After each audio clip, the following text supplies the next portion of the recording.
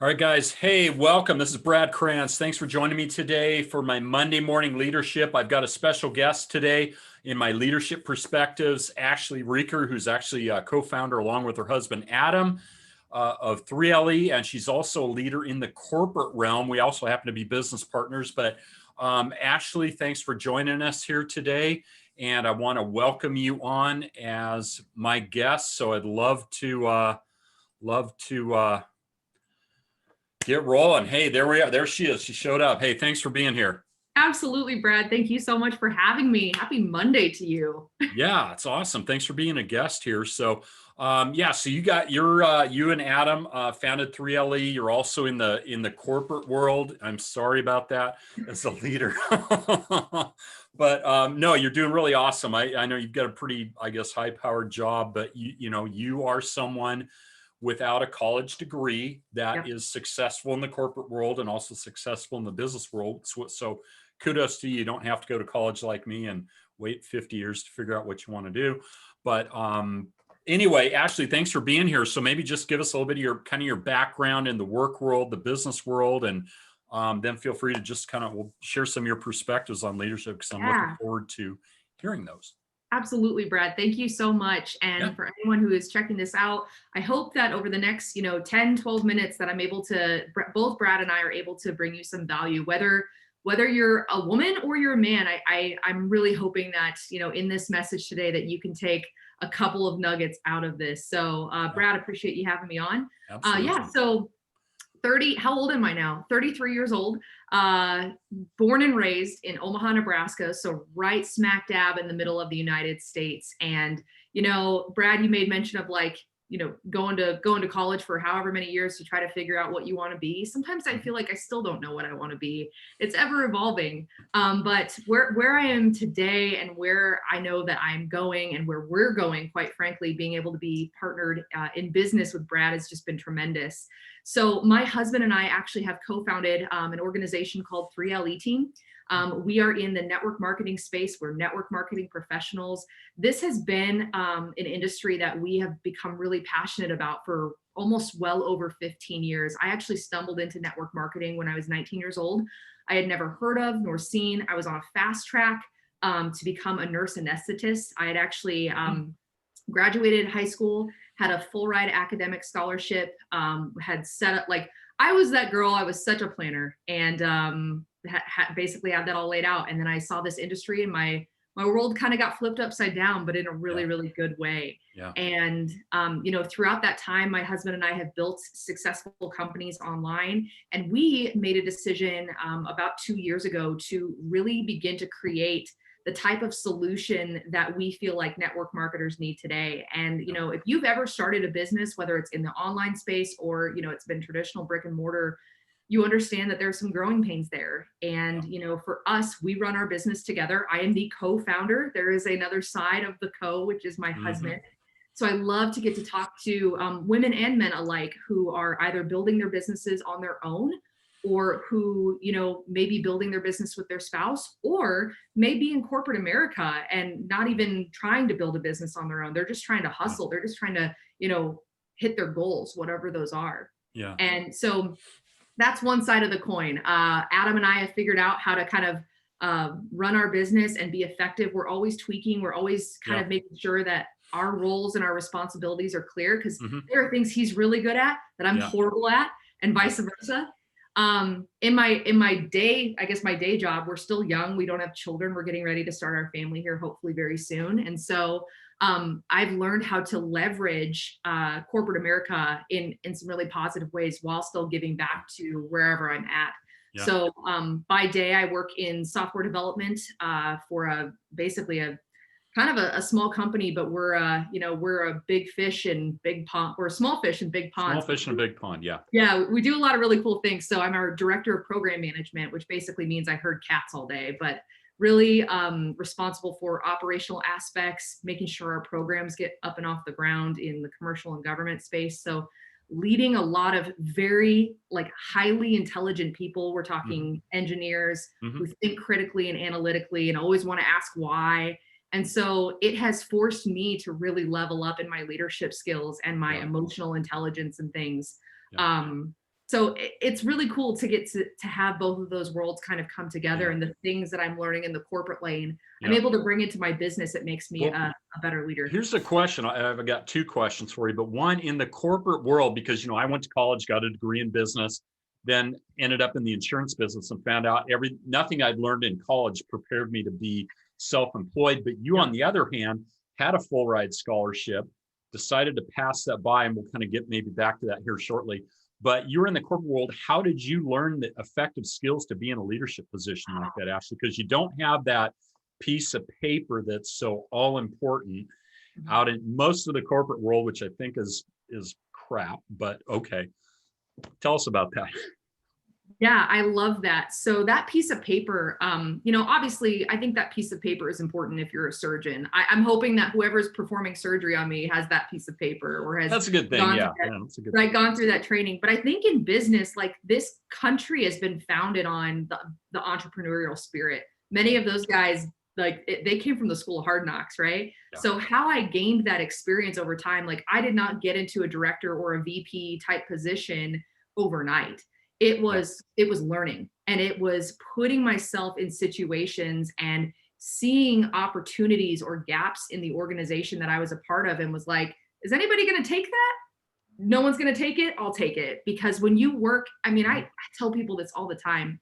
When you work in corporate America, it is not hard to distinguish yourself or differentiate yourself, because so many people have that employee mentality. I'm going to clock in at 9, I'm going to leave at 5, I'm going to take my hour-long lunch, and that's what you get. Yeah. And when you really try to seek ownership, when you ask questions, I was constantly asking questions, learning new skills and trades. I mean, I went from, when I got an office job, from being an admin at $13 an hour to like 6 months working in IT on the help desk, like working on people's computers and hardware and software. And, what I always had through that process, and then even moving into like a VP type role, I just Mhm, learned how to navigate an organization. mhm.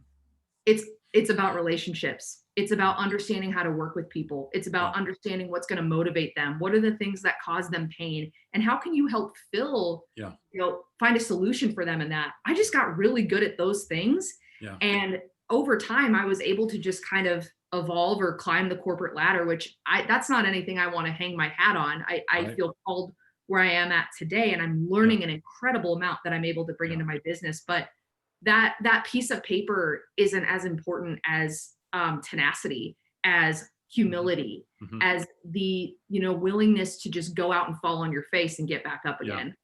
Well, some of that question, Ashley, and that's great. How did you, because here's what always has always, and it still bothers me with leadership. People get in management or leadership positions. They have zero training. They have zero understanding about, I think a manager is somebody tells somebody what to do, but to be a leader, there's companies don't provide training on that. And people usually don't understand it. How did you get to understand that? Did you get that through reading or through a certain level of mentorship? Or are you just like a go-getter that, hey, I'm going to figure out what needs to be done, and you have the wherewithal to put it all together and say, hey, Yeah. So I think it's a combination, kind of like a recipe of all of those mhm, three things. So, books obviously are really important. Behind me, I have our entire bookshelf and then some of just books that I've read over the years. I've yeah, given them out as I've read them to yeah, people. I did seek mentorship. So early on in Adam and I's business, when we were 19 and 20, we got around people who had what we wanted. And I'm like, you clearly have skills and characteristics that I don't have today. So I'm going to ask you a bunch of questions and figure out how to get there. good, But what I see now more than ever, especially with people that come straight out of college, you got a young kid who they plop into a leadership role. We're going to call it management. It's not leadership. yeah, Those are two very different things. no, And exactly, they just flail, and they're like, I don't know how to motivate these people. I don't know how to get them excited. One of the things that I've learned in corporate, and then that we've integrated into our business, is understanding, number one, if you're in business, or you're working for a business, you're doing it for a reason. That business is fulfilling a need. yeah, My job is to figure out what the end user and what my team that is, building the thing, like what do they need to be successful? And that mhm, requires an immense amount of empathy yeah, and willingness to like dive in and figure out what is it that people need in our business today. You know, one of the things we do is we pay attention to the most brand new person. We pay attention to the end customer because they're going to tell us all we need to know.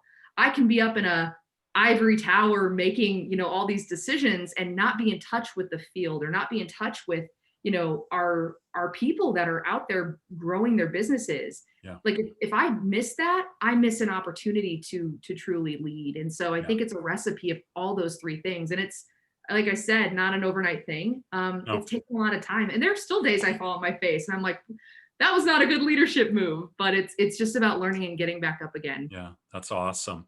So I want to shift and go into, you and Adam have been in the online marketing arena for what, at least 10, 15 years. And I will call you pioneers. And what excited me about wanting to partner with you, because I always knew there had to be a way to leverage a social media platform in such a way that you could actually monetize it and make money. And I think you guys have, we got it 99% figured out here. But talk about that, because I mean, you were kind of pioneers when it wasn't cool, and you had companies and people saying you figured out how to do it, say, nope, can't do that, cut you off.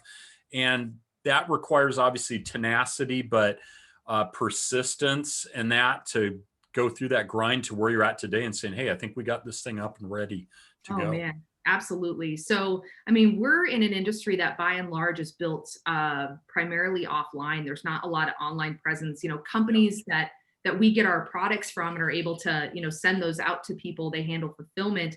Those are online, but the process in bringing a customer or bringing someone into your business is primarily done shaking hands. And, you know, 2-3 years ago, when we made a decision to come online, I literally said to Adam, I think we can do this. We were tired of the ground and pound, you know, knocking on people's doors, you know, whatever, meeting people like strangers. And we, in our heads, were like, there's a better way. And so that right there was enough conviction for us to invest time in ourselves. We didn't even know if this was going to work. We had no idea. And I locked myself in this office for probably a month. I would get home from work and I would work from, like, I would eat, and then from 5:30 till about midnight, 1 a.m. sometimes, I would just learn. I wanted to learn it all. I wanted to understand how it worked.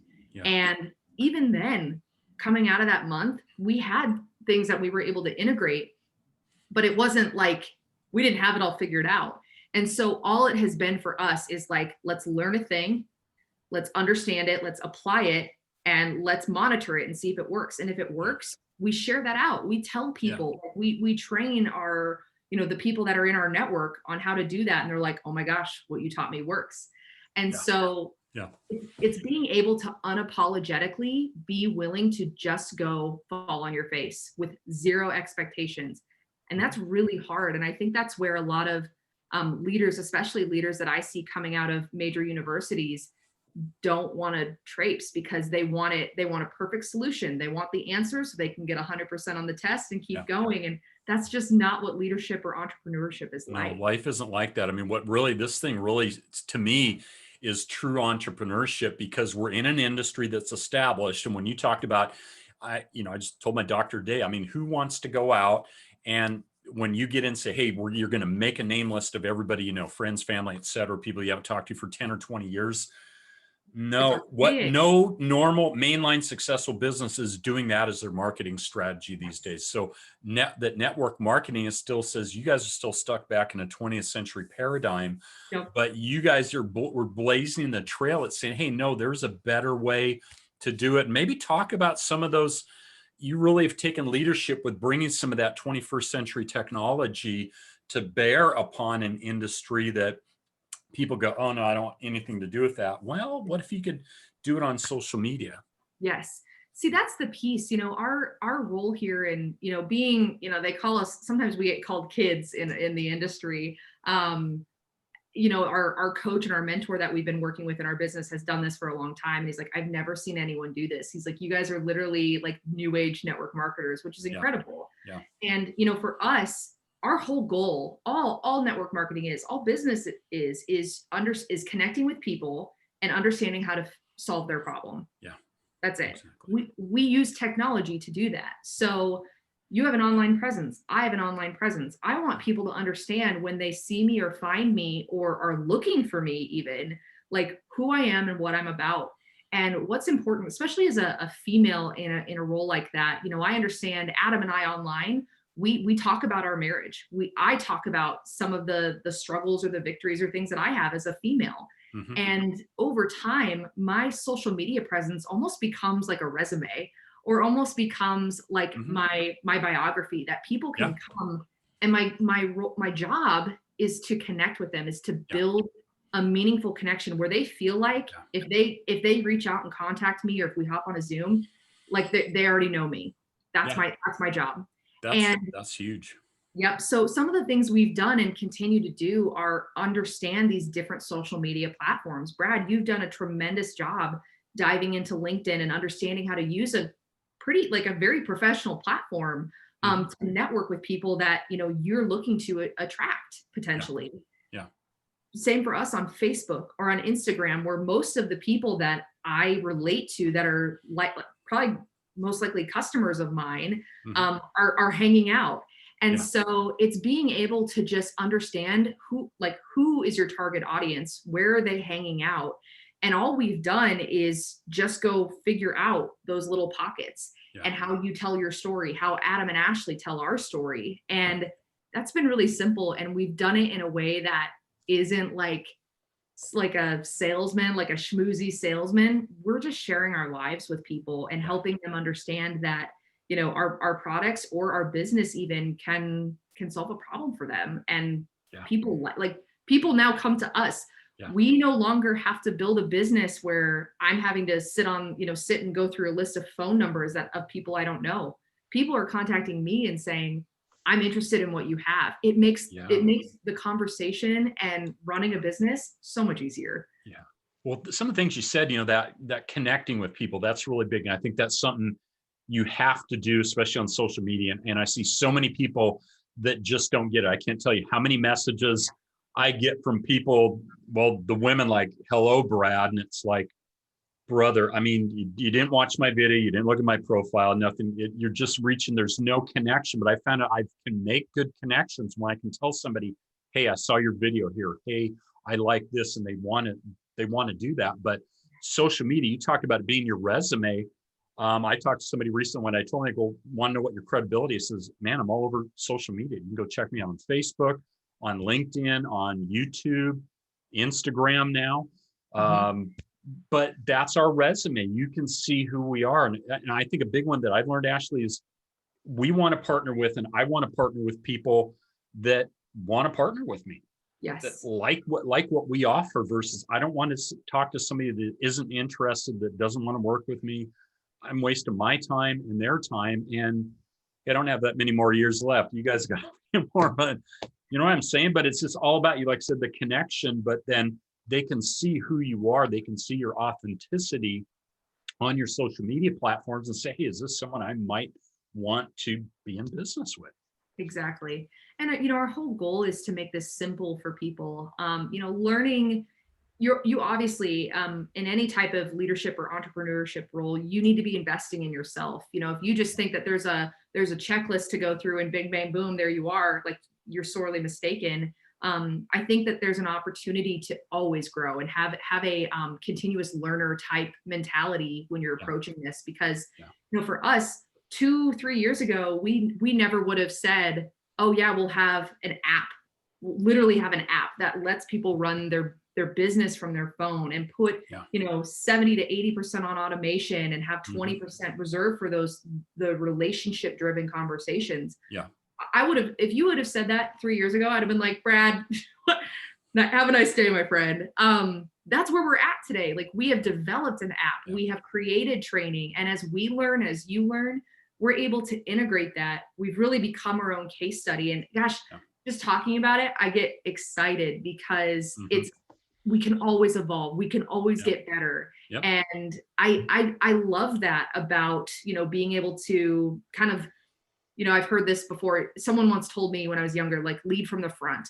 Always be, not like you don't need to be ahead or making more money than other people, but always be hungry, always be Mhm. looking for the next thing, or a new strategy or, a skill that you can put into your tool belt. Yeah. And that is something that we've taken with us into our business. Absolutely. Well, Ashleigh, thanks for joining me today. Do you have any, like, I guess, a couple not parting shots, but parting nuggets of wisdom that you'd want to share with any, particularly women out there in the leadership realm, in the corporate, and maybe even in the entrepreneurial realm? Absolutely. So I think with any woman in a leadership role, whether you're single, you're married, maybe you're running a business with your spouse, it's important to understand your lane. And any woman in a leadership position, there can be common misconceptions that we're bullheaded or we're too direct or we're X, Y, and Z. And I think it's important just to remember that you're a female and you are a powerful weapon, and a good one, right? And if you understand your strengths and your weaknesses and you can play to both, that's powerful. And ultimately, anyone in a leadership position to continue to keep that empathy, to continue to keep that hunger and that desire to keep learning and keep growing and ask those questions.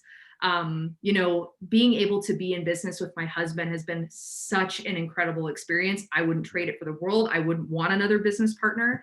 But it required me to level up my communication. It required me to level up my humility, because sometimes when I feel like I know what's best, he actually has it.